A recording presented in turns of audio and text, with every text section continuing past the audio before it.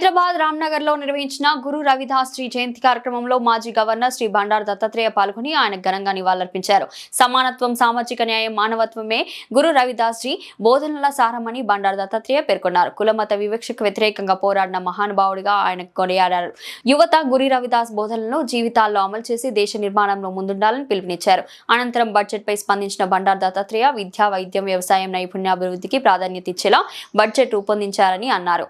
Data science, artificial intelligence రంగాలకు ప్రోత్సాహం ఇచ్చి యువతకు భారీగా ఉద్యోగ అవకాశాలు కల్పించే దిశగా ఈ బడ్జెట్ కీలకంగా నిలుస్తుందని చెప్పారు.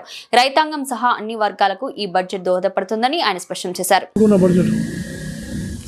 ప్రగతికామకమైన బడ్జెట్, సంస్కరణలు వేగవంతంగా చేస్తున్న బడ్జెట్, విద్య, వైద్యము, వ్యవసాయము, నైపుణ్యతకు అనేకమైనటువంటి ఒక సౌలభ్యాలు కల్పించి ఇంకా అభివృద్ధిని వేగవంతం చేయడానికి ఈ బడ్జెట్ తప్పకుండా తోడ్పడుతుంది. ఎందుకంటే రాబోయే రోజుల్లో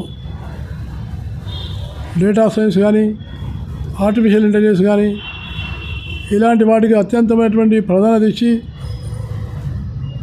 వాటిని నెలకొల్పేటువంటి సంస్థలకు ప్రోత్సహించి యువవర్గంలో ఉపాధి కల్పించేటువంటి అవకాశాలు ఎక్కువగా ఇందులో పొందుపరిచారు.